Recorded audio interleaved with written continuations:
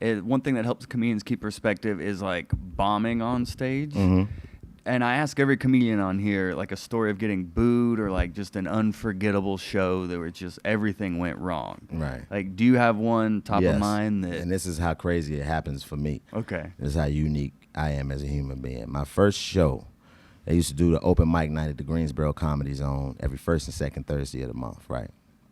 So I went the first Thursday because I'd never been to a comedy club before this point. Like, I didn't grow up thinking I'm going to be a comedian. That was not at all.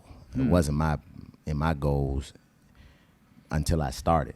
You're going to be a cameraman, right? No, I was going to be a news anchor. Oh, a news anchor, yeah. That's right. When I was in college, I thought I was going to be a news anchor. When I was young, I thought I was just going to be a rich, dope dealing street nigga. Okay. That was it. I thought that was what you wanted to do until my uncle got murdered, and I was like, uh-oh, yeah, this ain't it. Because he was 100 times tougher than I could ever be, and I knew that. And I said, well, if that's what his fate was, ooh, I know what they got for me. Mm-hmm. Now, I don't want to have to do that because I was trained by these people. So I know the reality of being out there in that environment is, you know, you hear people say it all the time, you're going death or jail.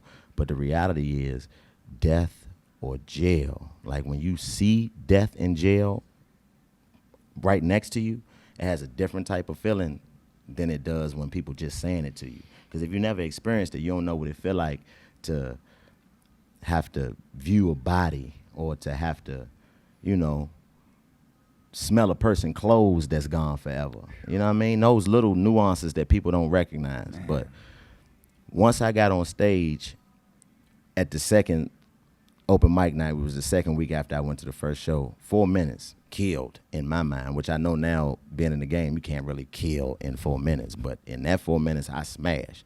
So at that point, I'm in it. The very next open mic night, the month after, which is September, I went up with the confidence of Richard Pryor Chappelle, nigga. I'm talking about it was, you couldn't tell me that I wasn't D.L. Bernie Harvey. I'm talking about I was everybody. Mm-hmm. I got on stage and ate mean. I'm talking about it was mean. And for some reason, it was probably like I say 40, 50 people at the first open mic that I did. This one was packed. All white people. And I got on stage talking some shit and they was just like, and this is the thing. Booing is different. Because booing means you've affected the people some type of way. Facts. That means you've invoked some type of emotion to where, boo, fuck you, motherfucker.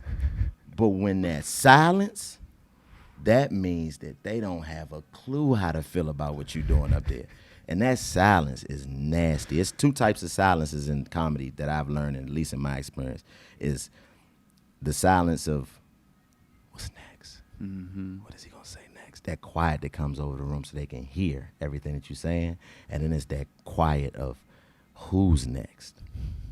What's next and who's next? I was in the who's next. I mean, they just was like,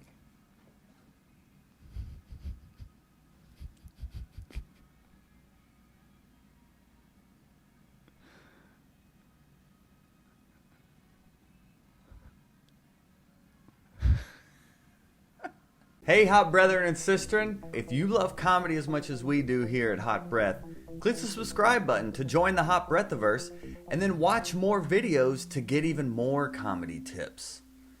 Hot Breath.